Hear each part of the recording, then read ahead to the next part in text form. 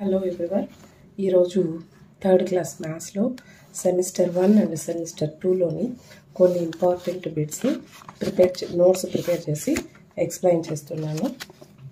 ఇది ఎవరైతే టెట్ ఎగ్జామ్కి ప్రిపేర్ అవుతున్నారో అండ్ డిఎస్సికి కూడాను వాళ్ళకి చాలా యూస్ఫుల్గా ఉండే బిట్స్ని ప్రిపేర్ చేసి ఎక్స్ప్లెయిన్ చేస్తున్నా. Next 4th, 5th, 6th, 7th, 8th ఈ విధంగా క్లాస్ వైజ్గా ఇంపార్టెంట్ బిట్స్ ప్రిపేర్ చేసి మీకు ఎక్స్ప్లెయిన్ చేస్తాను. ఓకేనా? ఈరోజు థర్డ్ క్లాస్లో కొన్ని ఇంపార్టెంట్ బిట్స్ చూద్దాం. ఇక్కడ గీత గీయబడిన అంకె యొక్క సహజ విలువ మరియు స్థాన విలువలను రాయండి అన్నారు. సహజ విలువ, స్థాన విలువ. స్థాన విలువ అంటే 1, 10, 100, 1000 అది ఏ స్థానంలో ఉంటే దాన్ని బట్టి ఆ స్థాన విలువ ఉంటుంది. సహజ విలువ అనేది ఏ నెంబర్ అయితే ఉంటుందో అదే సహజ విలువ. ఇక్కడ 560లో అండర్లైన్ చేశారు కదా, ఈ నెంబర్ యొక్క సహజ విలువ 5 వస్తుంది. స్థాన విలువ మాత్రం 1, 10, 100 100 ప్లేస్లో ఉంది కాబట్టి స్థాన విలువ అనేది 500 అవుతుంది. ఓకేనా?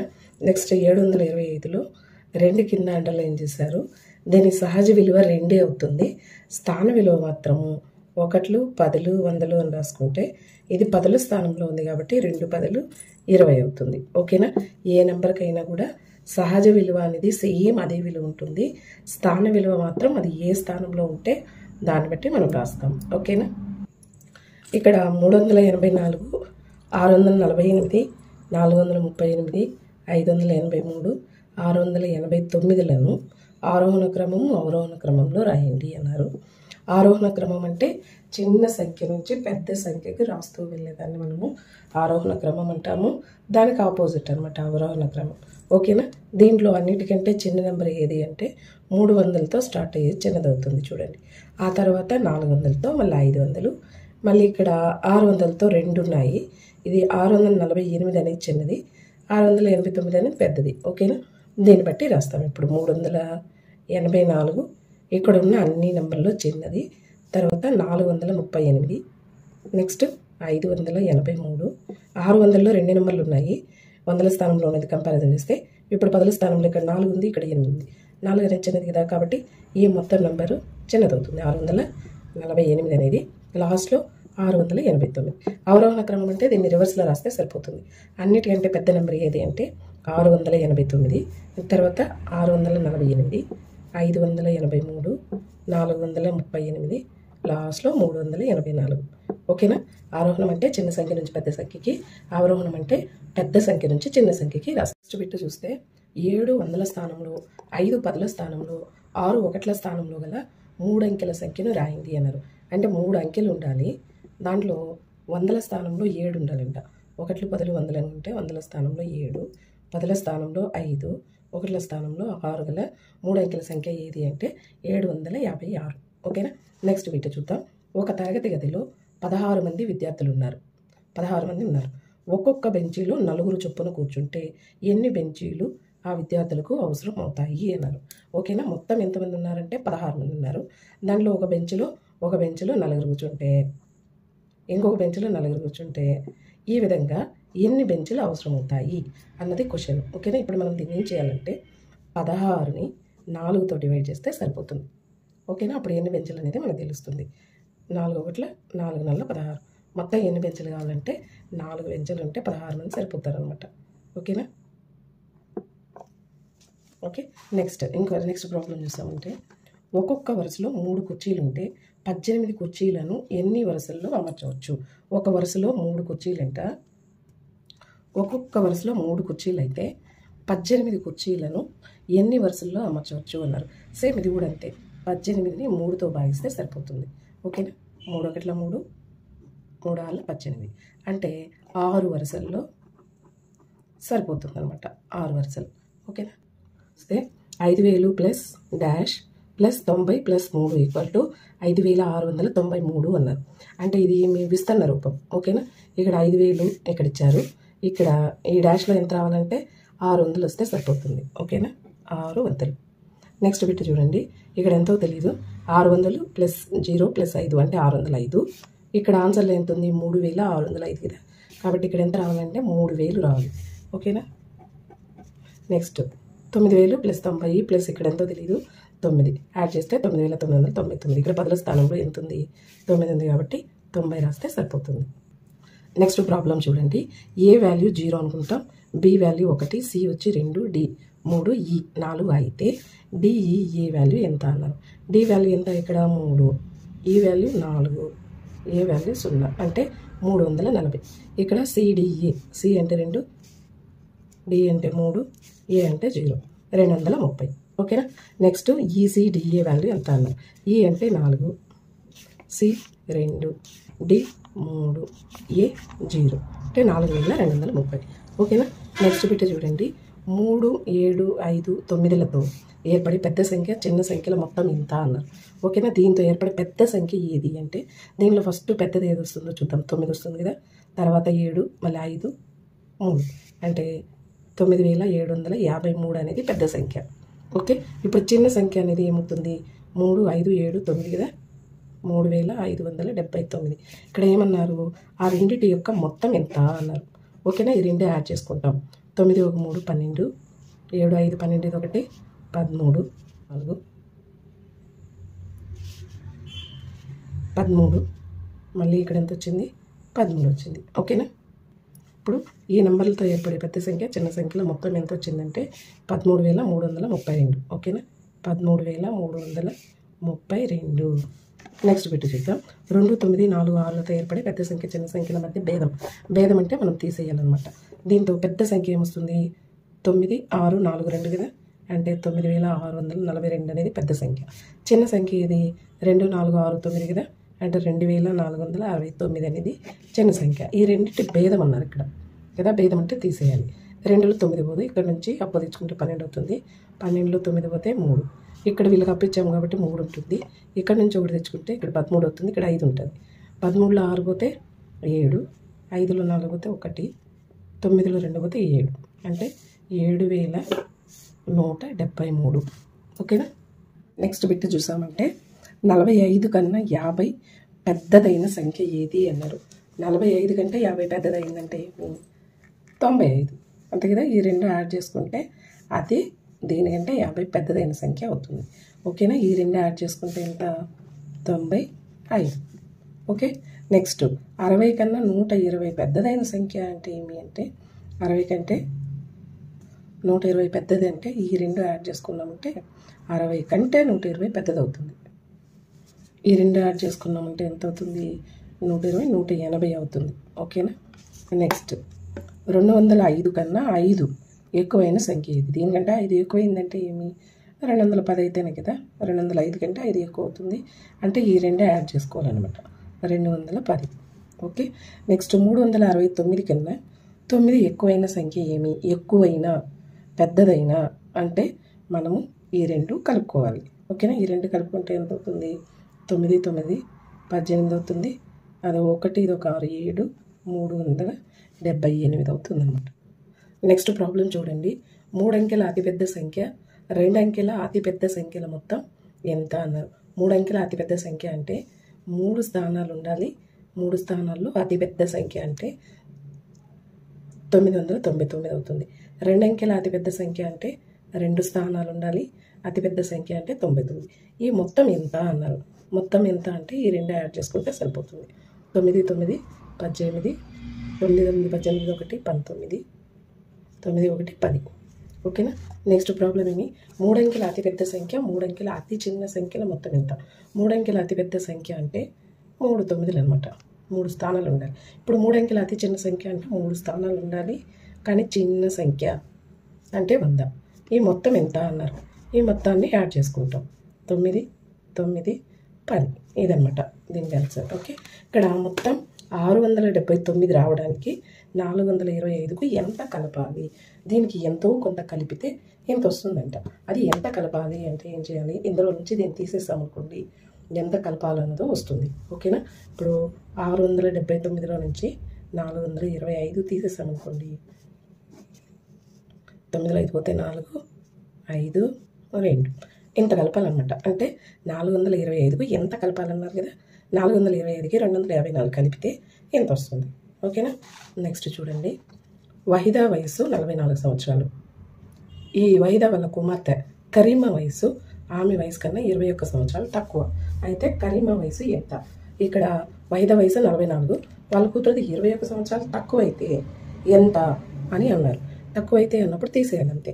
44లో నుంచి 21 తీసేస్తాం అనుకోండి, కరీమ వయసు వస్తుందన్నమాట. ఓకేనా? 3, 2. ఇప్పుడు కరీమ వయసు ఎంత అంటే 23 సంవత్సరాలు. ఓకేనా? నెక్స్ట్ బిట్ చూడండి. ఎవరిని మానవ కంప్యూటర్గా చెప్తారు? మానవ కంప్యూటర్ అంటే ఆమె ఆలోచించి ఆన్సర్ చెప్పేయగలరు అనమాట. ఎవరు అంటే శకుంతలాదేవి గారు. ఓకేనా? నెక్స్ట్ చూడండి. ఇది వచ్చి గుణకారానికి సంబంధించిన ఒక ఫార్ములా అనుకోవాలి మనం. ఓకే, గుణ్యం ఇంటూ గుణకం ఈక్వల్ టు లబ్ధం.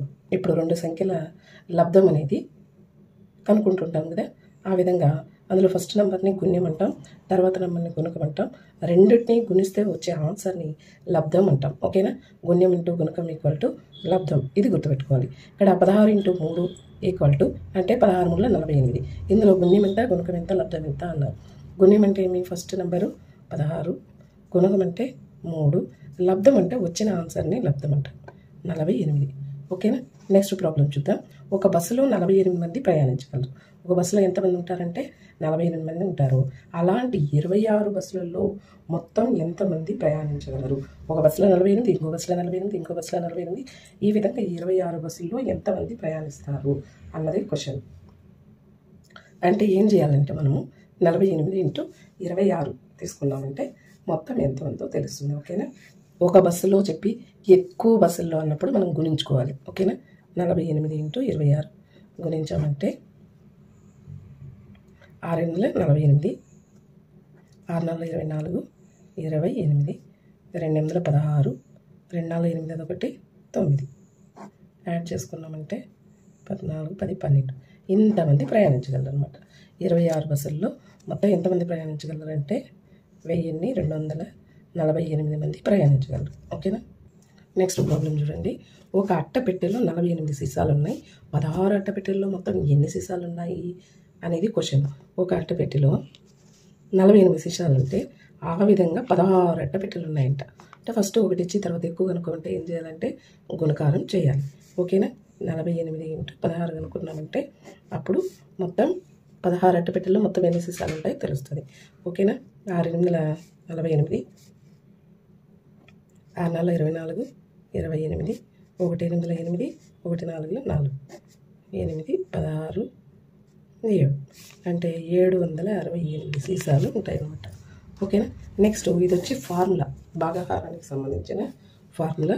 విభాజ్యం ఈక్వల్ టు విభాజకం ఇంటూ భాగఫలం ప్లస్ శేషం. దీన్ని బట్టి మనము భాగాహారం చేసినప్పుడు మనం చేసిన భాగాహారం కరెక్ట్ అవునా కాదా తెలుసుకోవడానికి ఇందులో ఆ వాల్యూస్ని ప్రతిక్షేపించి మనం చెక్ చేసుకుంటూ ఉంటాం అన్నమాట. విభాజ్యం ఈక్వల్ టు విభాజకం ఇంటూ భాగఫలం ప్లస్ శేషం. ఇప్పుడు ఇది ఒక భాగాహారం అంటే 24ని 6తో భాగిస్తే 6 4 24, మిగిలిన దాన్ని శేషం అంటాం. ఈ మధ్యలో ఉండే నెంబర్ని విభాజ్యం అంటాం. దేనికైతే భాగిస్తున్నామో దాన్ని విభాజకం అంటాము, వచ్చిన దాన్ని భాగఫలం, లాస్ట్లో ఎంత మిగిలితే దాన్ని శేషం అంటాం. ఓకేనా? అర్థమైందా? ఇది విభాజ్యం, విభాజకం, భాగఫలం, శేషం. దీన్ని మనం చెక్ చేసేటప్పుడు ఏం చేస్తాం? ఈ రెండు గురించి దీన్ని కలుపుకుంటే విభాజ్యం వస్తుందన్నమాట. ఇక్కడ చూడండి, విభాజకం భాగఫలం గుణిస్తున్నాం ప్లస్ శేషం ఈ మధ్యలో వస్తుంది. ఓకేనా? ఈ రెండు గుణించుకొని దీన్ని యాడ్ చేసుకుంటే ఈ మధ్యలో ఉన్నది వస్తుంది. నెక్స్ట్ ప్రాబ్లం చూస్తే 30/6. ఇందులో విభాజ్యం ఎంత, విభాజకం ఎంత, భాగఫలం ఎంత, శేషం ఎంత అన్నారు. దీన్ని ఏ నెంబర్ని అయితే భాగించాలో దాన్ని విభాజ్యం అంటారు. ఏ నంబర్తో భాగించాలో దాన్ని విభాజకం అంటాం. భాగించిన తర్వాత భాగఫలం వస్తుంది కదా ఇటువైపు, దాన్ని భాగఫలం, కింద మిగిలిందాన్ని శేషం అంటాం. దీన్ని వచ్చి మధ్యలో రాసుకోవాలి. దాన్ని 6తో భాగిస్తాం. 6 5 30, 30లో 30 పోతే 0. ఈ మధ్యలో ఉండేదాన్ని విభాజ్యం అంటాం. దీన్ని విభాజకం. ఎంత విభాజకం అంటే 6.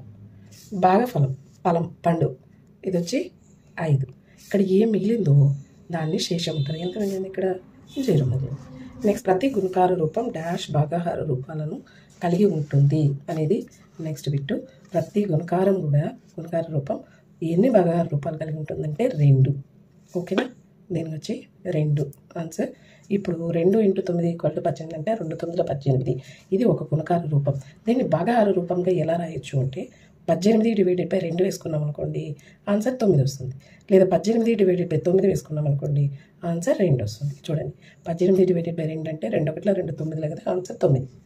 18 డివైడెడ్ బై 9 అంటే 9 ఒకట్ల 9 2 18 2. ఓకే, ఇక్కడ 6 × 5 = 30. 6 5 30 అనేది ఇది గుణకార రూపం. దీని భాగాహార రూపం ఎలా తీస్తాం? 30 డివైడెడ్ బై 5 = 6 వస్తుంది. లేదా 30 డివైడెడ్ బై 6 అయితే = 5 వస్తుంది అనమాట. ఇది ఓకేనా, అర్థమైంది మీకు? నెక్స్ట్ ప్రాబ్లం చూద్దాం. 92 రూపాయలను 4 పిల్లలకు సమానంగా పంచితే ఒక్కొక్కరికి ఎన్ని రూపాయలు వస్తాయి అన్నారు. ఎక్కువగా ఇచ్చి తక్కువ మంది పంచడం. పంచడం అంటేనే మళ్ళీ మళ్ళీ తీసేసేదాన్ని భాగాహారం అంటాం. ఓకేనా, ఇక్కడ 92 రూపాయలు 4 పంచడం అన్నప్పుడు అది కూడా సమానంగా పంచడం అన్నప్పుడు భాగాహారం చేయాలి. అంటే 92 డివైడెడ్ బై 4 భాగాహారం చేసినామంటే 4 ఒకట్ల 4, 4 2 8 పోతే ఇక్కడ 1 ఉంటుంది కదా 12, 4 12. అంటే ఒక్కొక్కరికి ఎంత వస్తుందంటే 23 రూపాయలు వస్తుందన్నమాట. ఓకేనా, ఇక్కడ 63 మంది పిల్లలు 9 వరుసలలో సమానంగా నిలబడ్డారు. ప్రతి వరుసలో ఎంతమంది పిల్లలు ఉన్నారు? ఫస్ట్ ఎక్కువగా ఉండి తర్వాత తక్కువ వచ్చింది అనుకోండి ఈజీగా గుర్తుపెట్టుకుంటే భాగాహారం. ఓకేనా, ఇది కూడా 9 వరుసల్లో సమానంగా నిలబడ్డారు అన్నారు. ఇది కూడాను భాగాహారమే. ఓకేనా, 9 మంది 9 మంది 9 మంది 9 మంది అట్లా. ఇక్కడ 63 డివైడెడ్ బై 9 చేస్తాం. 9 ఒకట్ల 9, 9 ఎక్కంలో 63 ఎప్పుడు వస్తుంది? 7 కదా. 7 బై 1 అంటే 7 అనమాట. అంటే ప్రతి వరుసలో ఎంతమంది పిల్లలు ఉన్నారు అంటే 7 మంది ఉన్నారు అని అర్థం. ఓకే, ఒక పెట్టెలో 9 నారింజలను సర్దవచ్చు. 738 నారింజలను సర్దడానికి ఎన్ని పెట్టెలు అవసరం అన్నారు. ఒక పెట్టెలో 9, ఇంకో పెట్టెలో 9, ఇంకో పెట్టెలో 9, ఈ విధంగా సర్దుకుంటూ వెళ్తే 738 నారింజలను ఎన్ని పెట్టెల్లో సర్దవచ్చు, దానికి ఎన్ని పెట్టెలు అవసరం అనేది ప్రాబ్లం. అంటే 738ని 9తో భాగిస్తే సరిపోతుంది. ఓకేనా, 738ని 9తో భాగించామనుకోండి 8లో 72 వస్తుంది. 1 మిగులుతుంది ఇక్కడ 0. మళ్ళీ 8 కింద తెచ్చుకుంటాం. 9 2 18, 18 అయితే 0. అంటే ఎన్ని పెట్టెలు అవసరం అంటే 82 పెట్టెలు అవసరం అవుతాయి. ఓకే, ఇక్కడ ఏ సంఖ్య అయినా 2చే నిశేషంగా భాగించబడితే ఆ సంఖ్యను డాష్ అంటారు అన్నారండి. అలాంటి వాటిని ఏమంటారంటే సరి సంఖ్యలు అంటారు. ఓకేనా, ఏదైనా సంఖ్య 2చే నిశేషంగా భాగించబడలేదనుకోండి అలాంటి వాటిని బేసి సంఖ్యలు అంటారు. ఓకేనా, ఎగ్జాంపుల్ తెలుసు కదా, 2 4 6 8 10 12 ఈ విధంగా. బేసి సంఖ్యలు అంటే 1 3 5 7 9 11 13 ఈ విధంగా అనమాట. ఇవి బేసి సంఖ్యలు. ఓకేనా, నెక్స్ట్ ప్రాబ్లం చూడండి. 4 విద్యార్థులు ఒక బెంచి మీద కూర్చోగలరు. 36 మంది విద్యార్థులు ఎన్ని బెంచీల మీద కూర్చోగలరు? ఒక్కొక్క బెంచ్లో 4 ఈ విధంగా కూర్చుంటే 36 మంది కూర్చోవాలంటే ఎన్ని బెంచ్లు కావాలి? దీన్ని ఏం చేయాలంటే 36ని 4తో భాగిస్తే సరిపోతుంది. ఓకేనా, 4 ఒకట్ల 4, 4 9 36. అంటే ఎన్ని బెంచీలు కావాలంటే 9 బెంచీలు కావాలన్నమాట. ఓకేనా, ఇక్కడ ఒక జగ్గులోని నీరు 7 గ్లాసులను నింపగలదు. 84 గ్లాసులు నింపుటకు ఎన్ని జగ్గుల నీరు కావాలి? ఇప్పుడు ఒక పెద్ద జగ్గు ఉంది అనుకుందాం. ఈ జగ్గులోని నీరుని ఎన్ని గ్లాసుల్లో? 7 గ్లాసుల్లో నింపగలరు అనమాట. అయితే 84 గ్లాసులు నింపడానికి ఎన్ని జగ్గులు కావాలి అని అన్నారు. అప్పుడు ఏం చేయాలంటే 84/7 చేస్తే ఎన్ని జగ్గులు అనేది తెలుస్తుంది. ఓకేనా, ఇప్పుడు 7 ఒకట్ల 7, ఇక్కడ 7 ఒకట్ల 7, 8లో 7 పోయింది, ఇంకొకటి అంటే 14 ఉంటుంది. 7 2 14 అంటే మనకి 12 జగ్గుల నీరు కావాలన్నమాట. ఓకేనా, ఇక్కడ 2 సంఖ్యల లబ్ధం 168, వాటిలో ఒకటి 4 అయితే రెండవ సంఖ్యను కనుగొనండి అన్నారు. ఓకేనా, 2 సంఖ్యల లబ్ధం ఇచ్చారు, వాటిలో ఒకటి ఇచ్చారు, రెండవ సంఖ్య ఎంతో తెలియదు కదా. సో రెండవ సంఖ్యను x అనుకుంటాం. అప్పుడు x వాల్యూ కావాలంటే ఏం చేయాలి? 168ని 4తో భాగిస్తే రెండోది వస్తుంది. ఇప్పుడు 4 ఇంటూ మనకి ఇంకొక నెంబర్ తెలియదు, ఏదో ఏ కానీ x కానీ అనుకుంటాం. ఈ 2 సంఖ్యల లబ్ధం అనేది 168 అన్నారు. ఓకే, ఇప్పుడు మనకి రెండవ సంఖ్య కావాలంటే ఈ గురించి 4ని అటువైపు వెళ్తే భాగిస్తుంది అనమాట. అప్పుడు రెండవ సంఖ్య ఏందో తెలుస్తుంది. 168/4, 4తో 4 4 16, 4 2 8. అంటే రెండో సంఖ్య ఎంత అంటే 42. నెక్స్ట్ ప్రాబ్లం చూస్తే ఈ బొమ్మలో సగభాగానికి రంగు వేయండి అన్నారు. సగభాగం అంటే ఇట్లా మధ్యలో దాన్ని 2 భాగాలుగా కట్ చేసుకొని దాంట్లో సగభాగానికి మనము రంగు వేస్తామన్నమాట. ఓకేనా? ఇది సగం. ఈ సగభాగాన్ని రాయండి అన్నప్పుడు ఎలా రాస్తాం? 1/2 అని రాస్తాం. ఓకేనా? నెక్స్ట్ ఇక్కడ కొన్ని బొమ్మలు ఇచ్చి దీంట్లో పావు భాగానికి రంగు వేయండి. పావు అంటే కాలు భాగం. మొత్తం 1 2 3 4 5 6 మొత్తం 12 ఉంది. 12లో పావు భాగం అంటే ఎంత వస్తుంది అంటే 3 వస్తుంది అన్నమాట. ఓకేనా?